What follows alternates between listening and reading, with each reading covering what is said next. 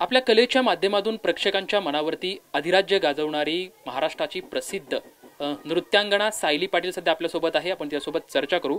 तर बुद्धीची देवता, कलेची देवता गणरायाचा गणेशोत्सव सध्या सुरू आहे. तुम्ही पण एक कलाकार म्हणून वेगवेगळ्या ठिकाणी जातात, आपली कला सादर करतात. मात्र खरं तर एक विशेष आणि वेगळं पण म्हणजे तू वारी कव्हर केली, वारीमध्ये गेलीस, वारीचा अनुभव घेतला आणि आज प्रेक्षकांसुद्धा रिक्वायरमेंट आहे की अभंगाच्या माध्यमातून तू प्रेक्षकांपुढे जाण्याची रिक्वायरमेंट आहे. तू अभंगाच्या काही सादरीकरणावरती तुझं सादरीकरण करते. काय मनात भावना आहेत? आज गणपतीचा माझा पहिला शो आहे आणि पुण्यात केला मी. मार्केट यार्ड येते. आयोजकांचं हेच मत होतं की सायलीताई तुम्ही ना अभंग करा. पहिला तुम्ही जे वारीत सादरीकरण केलं की महिलांचा असं उद्देश आहे की तुम्ही अभंग करावा किंवा वारीत जे काही केले त्या गोष्टी कराव्या, म्हणून मी आज आपल्या जनाबाईंचा ओव्या गाऊनी स्वरात हे पहिला परफॉर्मन्स केला. आणि सांगायचं तात्पर्य हा आहे की मी वारी केल्यामुळे मला दिल्लीत जाण्याची संधी मिळाली. दिल्लीकरांचं हेच मत आहे की सायलीताई तुम्ही जे वारीत केलं का तेच तुम्ही तिथं सादरीकरण करावं. मला खूप भारी वाटतं की पांडुरंगानं मला हे खूप दिले, म्हणजे अपेक्षेपेक्षा खूप जास्त दिलं मला माझ्या पांडुरंगांनी. की आज मला महाराष्ट्राची आपली राजधानी आहे दिल्ली, बरोबर, तर तिथं मला परफॉर्मन्स करायची संधी मिळाली, ते पण कुठल्या आपल्या पांडुरंगाच्या गाण्यावरती. मी खूप आवडतं मला अभंग करायला स्टेजवरती आणि एकमेव मीच कलाकार असेल जे की अभंग मी स्टेजवर करते. याचा मला खूप गर्व आहे आणि मी संस्कृत जपण्याचा परिपूर्ण प्रयत्न करते. तर वारी हे जगण्याचं तत्व शिकवते. म्हणजे वारीमध्ये जो प्रत्येक येतो तो भरभरून आनंद घेतो, जगतो. तू वारी अनुभवलीस, वारी जगलीस आणि आज खरं तर कलेच्या माध्यमातून सुद्धा अभंगाच्या माध्यमातून प्रेक्षकांसमोर जातीस. आज गणेशोत्सवाच्या निमित्तानं पहिलाच कार्यक्रम होता, त्यामध्ये तू अभंगावरती काही तुझं सादरीकरण केलं. काय प्रेक्षकांच्या काय म्हणजे कशा पद्धतीनं प्रतिसाद होता? लोकांना वाटतं की अभंग हा अभंग असतो, पण अभंगाला देखील मला वन्स मोर आलेला आहे महिलांकडून. ह्याच्यापेक्षा अनेक मला काय लोकांकडनं बक्षीस हवंय. ह्या अभंगासारख्या गाण्यावर जर मला वन्स मोर येत असेल, हे 36 नखरे असतील किंवा तड तड तड ह्याच्यावर तर येतातच, पण अभंगावरती ह्याच्यासारखं सुख ह्या जगात नाही म्हणेन मी. तर महाराष्ट्राची राजधानी दिल्ली खुणावती, म्हणजे दिल्ली बोलती, महाराष्ट्राचे हे तख्त राखतो महाराष्ट्र माझा, अशी एक साध आहे. आज महाराष्ट्राची पोरगी दिल्लीमध्ये जाती आणि आपली कलाकार त्या ठिकाणी सादरीकरण करा. काय मनात भावना त्याने काय त्या ठिकाणीचं तू म्हणजे मनामध्ये आयोजिला आहे?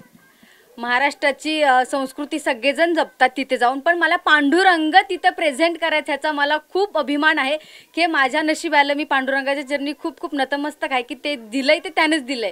कारण वारी करायचं खुळी त्यानंच डोक्यात घालून दिलं होतं, त्याच्यामुळेच मला आज दिल्लीत जाण्याची संधी मिळाली.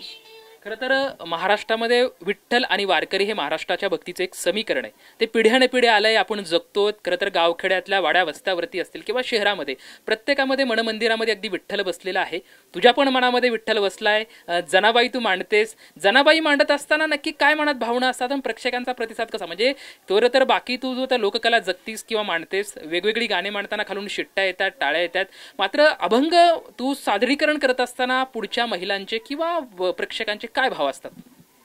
त्यांची पापणीही लवत नाही. मी अभंग करताना मी त्यांच्याकडे बघत अभंग केलेला आहे.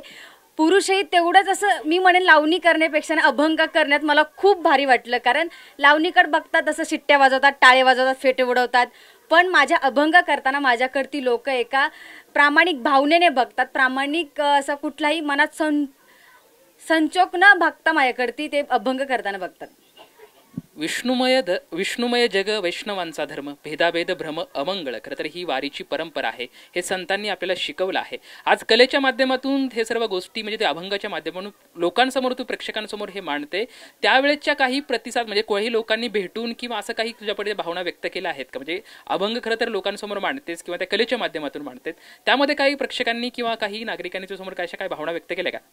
सगळ्यांचे एकच मत आहे, सायली तू जे हे करते ती खूप भारी वाटतं. कधीच कुणी हे केलं नाही आणि मला माझं घराणं वारकरी संप्रदायामध्ये येतं, त्यामुळे मला सगळ्या गोष्टींची जाणीव आहे. संत सोयराबाई माहिती आहेत, संत जनाबाई माहिती आहेत, मला सगळ्या संतांची मला माहिती आहे आणि मी त्यांचे अभंग करते. संत सोयराबाईंचा तर अवघा रंग एक झाला, रंगी रंगला श्रीरंग, हा अभंग मला सगळ्यात जास्त आवडतो आणि तोही मी करेल.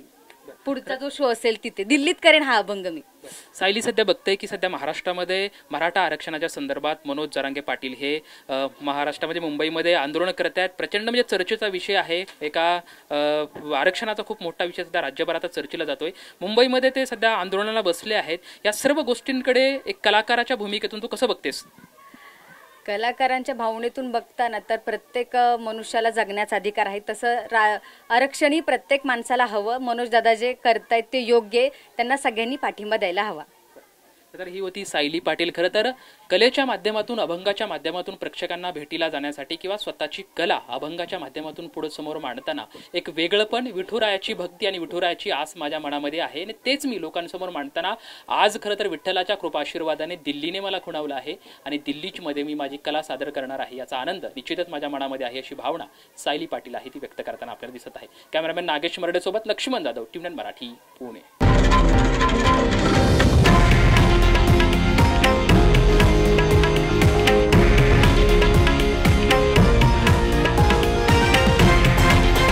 हे आहे देशातील नंबर 1 न्यूज नेटवर्क आणि आपण पाहत आहात TV9 मराठी, एकमेव.